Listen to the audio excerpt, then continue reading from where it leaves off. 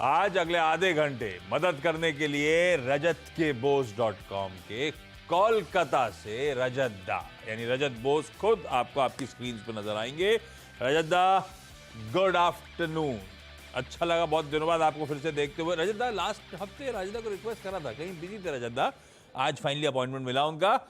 बढ़िया तरीके से होगी मार्केट्स पे और क्वेरीज पे चर्चा। लेकिन दिखाइए इंस्टाग्राम, ये आ गया Twitter, Instagram, thread ID, toll free number, WhatsApp number, जो पसंद हो जैसे पसंद हो रीच आउट करिए भाई, क्वेरीज भेजिए और लिखाइए मार्केट स्क्रीन्स पे।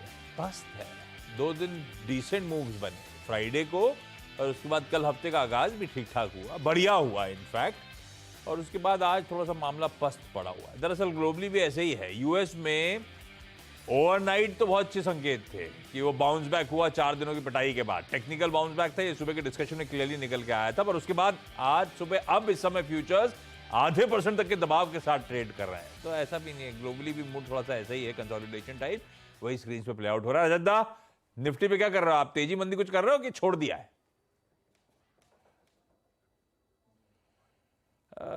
रजत दा का शायद हम तक ऑडियो पहुंच नहीं रहा है। अच्छा, इस बीच एक बात ध्यान रखिएगा, नजर रहेगी पार्लियामेंट का इस समय जो मॉनसून सेशन चल रहा है उस पे। आज से वो नो कॉन्फिडेंस मोशन के डिबेट की शुरुआत हुई है, वो विजुअल स्क्रीन्स पे आते रहेंगे। शायद कुछ ही देर बाद राहुल गांधी 4 महीने बाद लौटे हैं पार्लियामेंट में और नो कॉन्फिडेंस मोशन के उस डिबेट में शिरकत करते हुए नजर आए। डॉक्टर साहब अगर जाएंगे, राहुल गांधी खड़े होंगे बोलने के लिए, तो थोड़ी देर चलेंगे वहां पे, सुनेंगे। रजत दा इस बीच कनेक्ट होते हुए। रजत दा, मैं पूछ रहा था वो निफ्टी को लेकर क्या बन रहा है मूड? कोई ट्रेड वेड ले रहा आप तेजी मंदी का, या छोड़ दिया इस समय?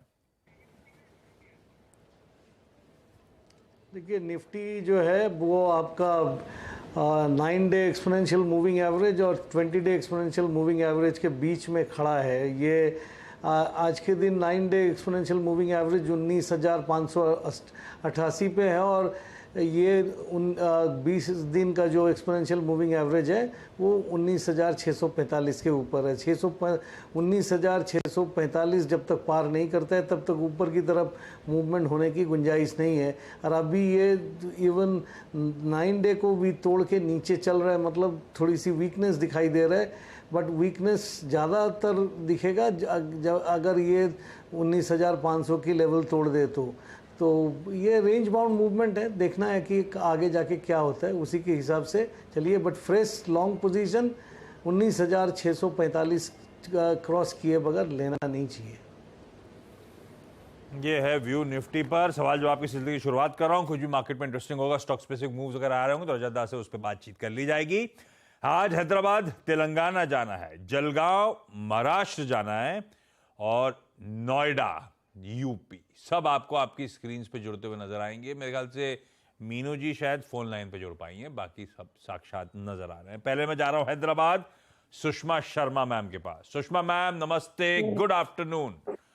गुड आफ्टरनून, नमस्कार। आपकी आवाज सुन के बहुत अच्छा लग रहा है। आपसे जुड़कर मुझे भी उतना ही अच्छा लग रहा है।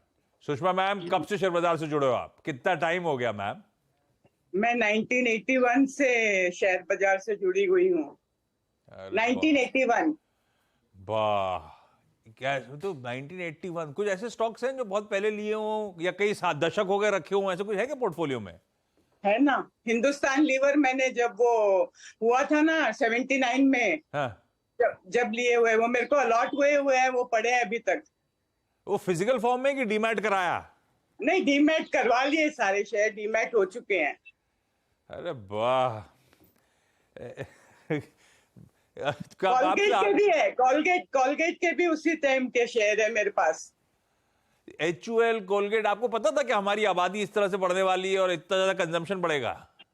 नहीं, मेरे पापा है, वो करवा देते थे। नहीं, हाँ? मेरे पापा करवा देते थे, पापा करवा देते थे इन्वेस्ट। बहुत ही अच्छा कराया, गजब है। अच्छा सुषमा मैम, फिर आपको क्या बताएं, 40 साल प्लस हो गए आपको शेयर बाजार में, है ना? हाँ जी सुषमा मैम। अच्छा, फिर भी अब सवाल क्या है?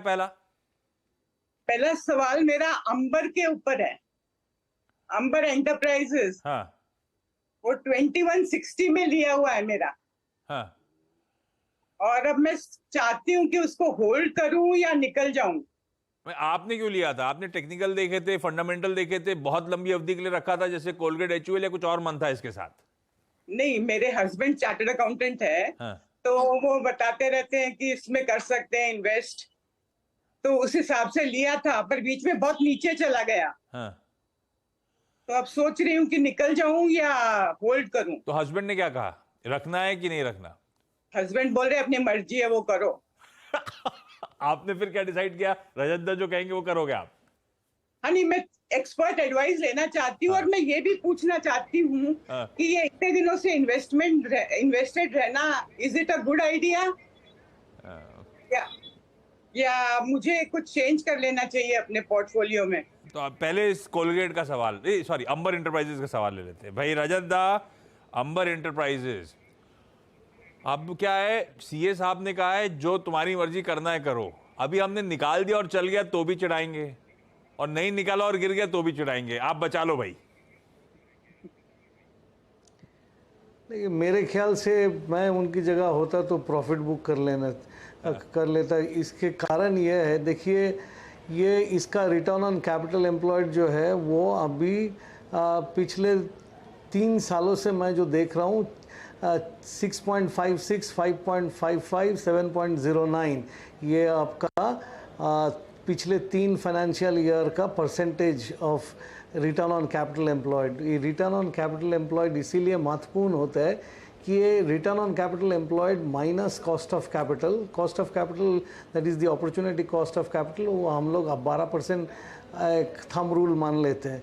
तो इस टाइप ऑफ कंपनीज अभी क्या है, ये 10 साल से है, इसमें बहुत प्रॉमिस है, लेकिन अभी तक वो प्रॉमिस सामने नहीं आया है। बढ़ रहा है ऊपर की तरफ। अभी जो नया प्रिंसिपल बना है कि यहाँ पे लाइसेंस लगेगा, वो सब के बलबूते पे ये ऊपर भाग रहा है, बट इसमें मेरे ख्याल से एक बार प्रॉफिट बुक करके निकल जाने से ही बेहतर होगा, क्योंकि ये काफ़ी वॉलेटाइल हो सकता है आगे जाके, क्योंकि इसका फंडामेंटल परफॉर्मेंस मुझको उतना खास नहीं समझ में आया। अभी भी कैपेक्स किए ही जा रहा है, कब जाके इसका एक्चुअल बहुत अच्छा प्रॉफिट आएगा। जैसा उनका कॉलगेट को देखिए, उसका capital return on capital employed, उसको कोई नया बिजनेस करना ज़रूरत नहीं है, जो है उसी के बलबूते पे चल रहा है।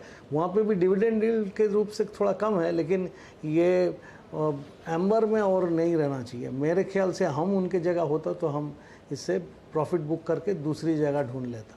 कंसिडर्ड कॉल ये कहती है मैम, इससे जो मुनाफा मिल रहा है उसे बुक कर ले। अगली क्वेरी जो भी है मैं लौटता हूं सुषमा मैम। पहले मैं जा रहा हूं जलगांव महाराष्ट्र, कविता दुबे जी स्क्रीन पर। कविता मैम नमस्ते, गुड आफ्टरनून।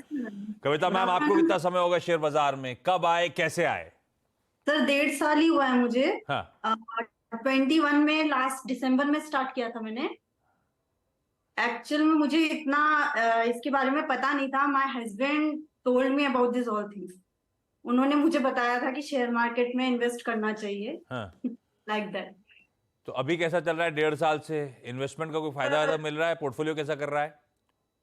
अच्छा है सर, सब कुछ ठीक है। बस ये 2-3 स्टॉक हैं जो स्टार्टिंग में मिस्टेक्स की वजह से ले लिए हैं। समझ लीजिए तब इतना नॉलेज नहीं था, तो जस्ट उस वजह से। अच्छा, ये स्टॉक्स आप खुद ही चुन रहे हो अपने, है ना? नहीं, कभी कभी हस्बैंड भी हेल्प करते हैं। गलती किसकी, हस्बैंड की है कि आपकी है शुरू के स्टॉक्स? नहीं वैसे हस्बैंड मोस्टली मुझे बताते हैं कि ये लेना है। लेकिन ये जो गलती है ये मेरी है। सीधे सीधे बोलना नहीं चाहते, ऐसी होता है। Very good. नहीं सर नहीं सर, सच में उन्होंने ये स्टॉक नहीं सजेस्ट किए थे, ये मैंने अपने आप से ही ले लिया था। अच्छा ठीक है। कविता मैम, पहला सवाल कौन सा? सर राधे डेवलपमेंट का मैंने लिया था शेयर। मैंने सिर्फ 5 शेयर ही लिए थे सर, लेकिन वो बीच में शायद से स्प्लिट हुआ था, उसकी वजह से वो 100 हो गए। तो वो मेरा रेट 325 का था जब मैंने लिया थे, अब वो 1341 है, बट टोटल लॉस में हूं मैं। राधे में तो ट्रैक भी नहीं करता हूं, तो मुझे पता भी नहीं किस तरह कॉर्पोरेट डेवलपमेंट हुआ। ये राधे आपने कैसे शुरू करा था? सर ये एक्चुअली मैंने शेयर का वो जो देखते हैं ना जो चार्ट, उसमें से ऐसे ही रैंडम सिलेक्ट किया था। तो मुझे उस समय ये लगा था कि मे बी ये बढ़ जाएगा, क्योंकि 325 में लिया था मैंने ये। हाँ, राधे का स्टॉक स्प्लिट हुआ था, एक को 10 में तोड़ दिया था और उस पे एक पर एक बोनस, यस एक सर, को यस 10 और बोनस, एक का 20 हो गया था, है ना? Yes sir, yes sir. एक का 20 हो गया था भैया।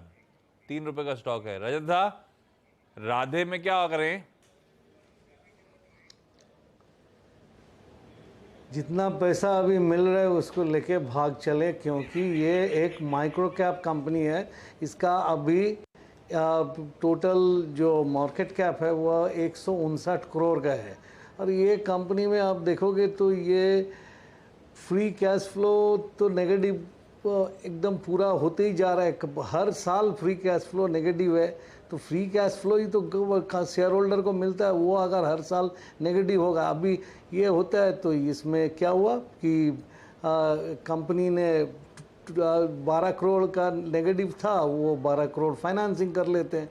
और दूसरी बात ये कि डेवलपिंग करते हैं, तब जिसका मार्केट कैप ही इतना कम है, वो किस टाइप का डेवलपमेंट करते हैं वो भी पता नहीं। और अभी 3 रुपया, जहाँ तक मैं देख रहा हूँ चार्ट पे, तो 3 रुपया 17 पैसा भाव है।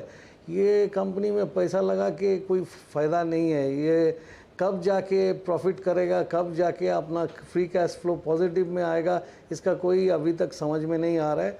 तो इसीलिए मैं कहूँगा कि इससे निकल जाइए।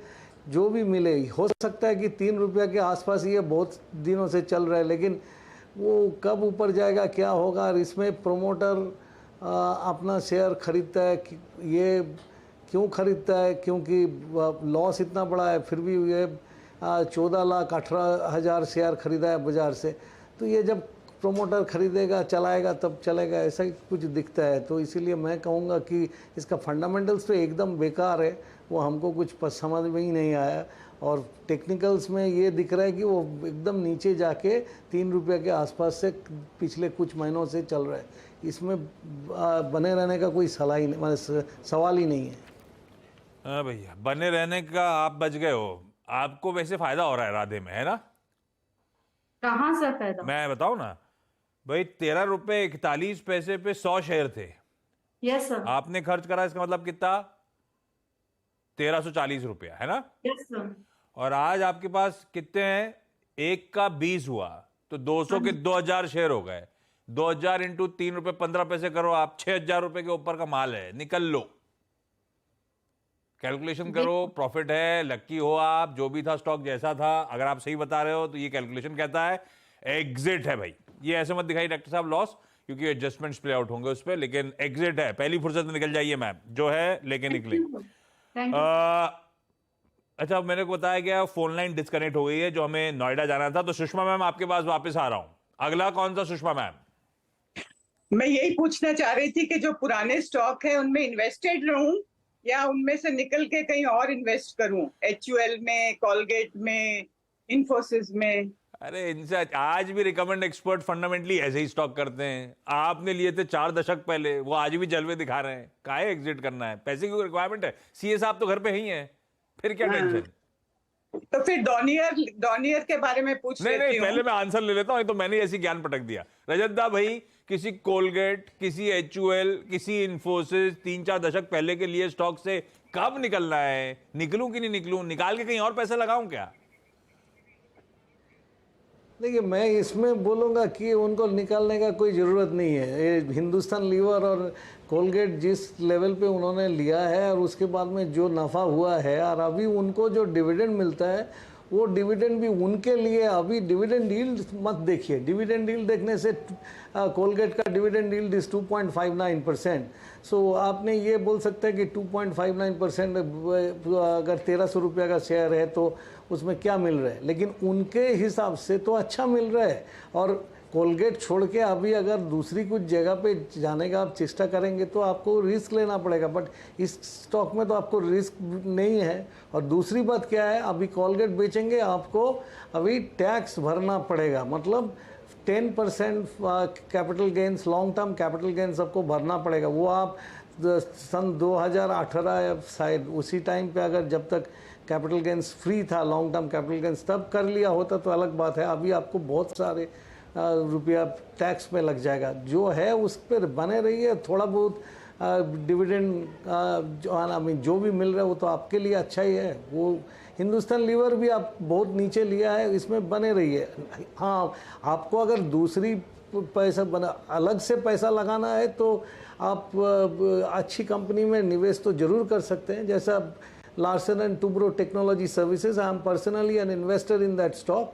हम बोल सकते हैं कि आप वो कंपनी बहुत अच्छा परफॉर्म करता है, उसमें अगर आप लंबी अवधि के लिए लगाना सोचेंगे तो आप अलग से पैसा उसमें लगाइए, वो बेहतर है। लेकिन इसमें अभी प्रॉफिट बुक करना जरूरी नहीं है आपके लिए। आप एकदम शुरू से बने हैं तो वो रहना चाहिए।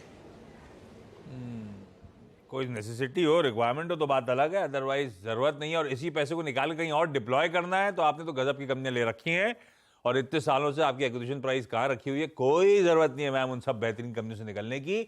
ये L&T टेक सर्विसेज नहीं, लार्सन एंड टुब्रो बोला है मेरे ख्याल से। लार्सन एंड टुब्रो पे लगाइए सील और ये स्टॉक कटाइए। ये है रजत दा का फ्रेश आइडिया। अच्छा चल रहा है ये स्टॉक, आज भी अट्रैक्टिव लगता है। रजत दा का डिस्क्लेमर उनके पोर्टफोलियो का भी हिस्सा है। बाई की सील लगाइए डॉक्टर साहब इस पे। कविता मैम, अगला सवाल कौन सा? Sir EaseMyTrip. EaseMyTrip. हाँ सर 560 शेयर्स हैं, पर इसकी भी कहानी द सेम राधे जैसी ही है। हाँ। मेरे पास सिर्फ 50 शेयर्स थे। हाँ। ये भी स्प्लिट होके मुझे 560 शेयर्स मिले। हाँ, इसमें भी कुछ हुआ था, इसमें भी बहुत हुआ था। हाँ, तो Yes, ये sir. कैलकुलेशन लेकिन सर इसमें मैंने 2 बार प्रॉफिट कमाने के बाद फिर से लिया था। इसमें भी एक पे एक बोनस आया, एक पे एक नहीं। आपने कब लिया था ये ईज माई ट्रिप? सर ये 2022 में लिया है। 2022 में कौन सा मंथ याद है? क्योंकि 2022 में कई सारे नहीं, प्रॉफिट एक्शन। सितंबर अक्टूबर तो में। आपको मिला है स्प्लिट और आपको मिला है एक बोनस भी, है ना? Yes sir, yes sir. तो एडजस्टमेंट होंगे। खैर, आप इनकी एक्विजिशन प्राइस अलग हो जाती है। डॉक्टर साहब ये ऐसे दिखाना गलत हो रहा है। लेकिन अब आपका सवाल क्या है? ईज माई ट्रिप को अलग से पूछ लूं? What should I do for this? क्या करूं? भाई ईज माई ट्रिप रजत दा, इजी ट्रिप प्लानर्स दरअसल जिसका नाम है। कैसा लग रहा है चार्ट वार्ट पे? देखिए, मैम ने पहले वो जो लिया था राधे डेवलपर्स, उसमें प्रमोटर खरीद रहे हैं, लेकिन वो उसका परफॉर्मेंस में कुछ खास दिखा नहीं। बहुत ही माइक्रो कैप कंपनी है ये कंपनी, ठीक है, उससे भी बड़ा है, ये स्मॉल कैप कंपनी है।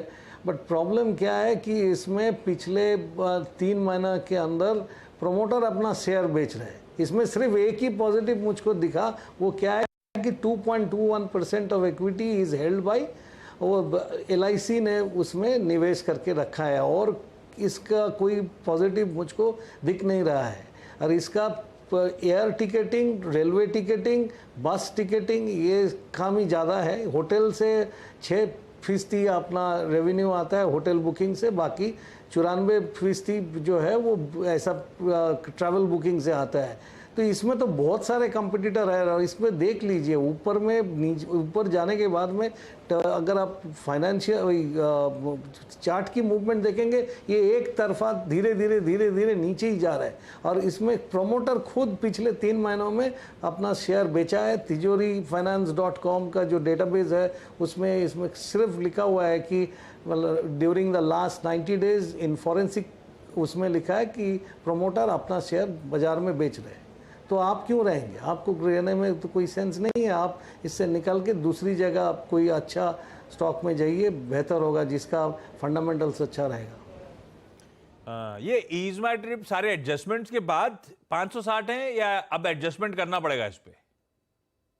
तो ये 560 मुझे स्प्लिट जो हुआ था उसके बाद मिले उसके थे। बाद मैं कैलकुलेशन करता हूँ, यहाँ से निकल गया था। ठीक है भाई, जो भी एग्जिट करिए। ऊपर भी आया था। हाँ। एक बार ऊपर भी आया था ये। उस समय मेरे हस्बैंड ने बोला भी मुझे कि इसको बेच दो, बट आई थिंक कि और ऊपर जाएगा और सारा गेम ही फिनिश हो गया। ये दिल मांगे मोर। Yes. ठीक है, अब ये भाई एग्जिट है, जो भी है, अब गलती हो गई, सही टाइम पे नहीं निकले, लेकिन अजयदा ने क्लियर कट एग्जिट का कॉल दिया। डॉक्टर साहब कुछ कह रहे हो? टाइम खत्म हो गया है।